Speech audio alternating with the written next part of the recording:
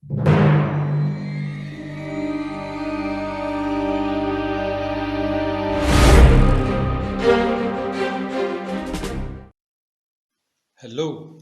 my name is Dr. Rajiv and welcome to my education channel YouTube Surgery and Orthopedic Education.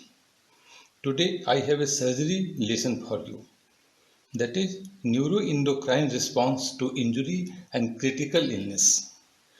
Please subscribe to our channel if you have not subscribed yet, and don't forget to give us a like at the end if you find the video useful. So let us not waste time anymore and start right now. There are three main pathophysiological effects of injury and critical illness: infection, physical damage to cells, and ischemic perfusion injury. These in combination result in a generalized response known as SIRS or Systemic Inflammatory Response Syndrome. It is important to note that the effect on injury is graded. That is, the more severe the injury, the greater the effect.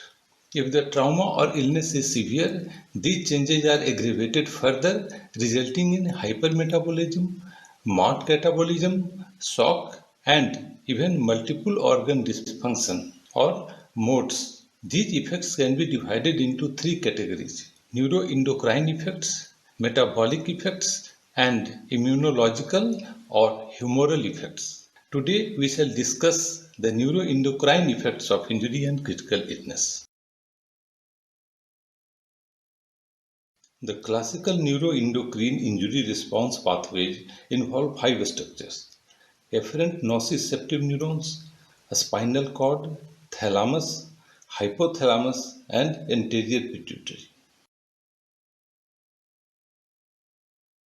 The pain and inflammation from trauma or illness stimulate local, mechanical, chemical, and thermal nociceptors or pain receptors at the free nerve endings of the primary afferent first order neurons. The first order neurons travel through the dorsal horn of the spinal cord and synapse with second order neurons. The second order neurons ascend cranially in the spinothalamic tract to the ventral posterior lateral nucleus of the thalamus.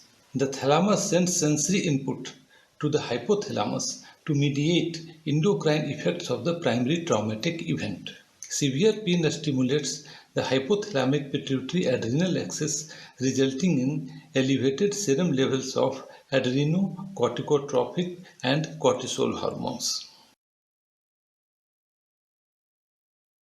This hypothalamic activation by the afferent nociceptive neurons stimulates the sympathetic nervous system and also increases the release of adrenaline and glucagon.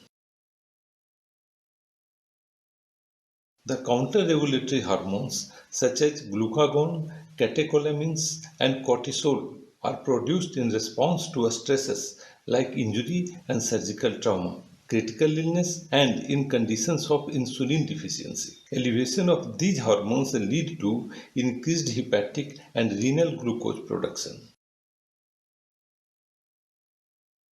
Other neuroendocrine responses to injury are changes in insulin release and sensitivity and low plasma levels of insulin like growth factor 1, IGF-1. Low IGF-1 leads to hypersecretion of prolactin and growth hormone.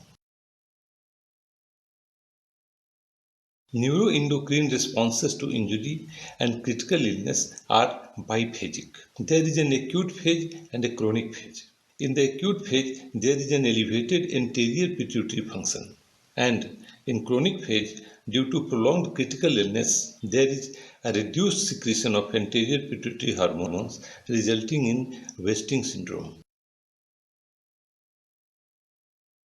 In acute phase of injury and critical illness, there is increased plasma levels of ACTH, growth hormone, prolactin, vasopressin, aldosterone, and renin. The levels of counter-regulatory hormones, that is cortisol, glucagon, and adrenaline, also increase during acute phase. But there is inhibition of insulin and somatomedin secretion. The initial neuroendocrine response to injury plays a protective role. This acute response is crucial for short-term survival.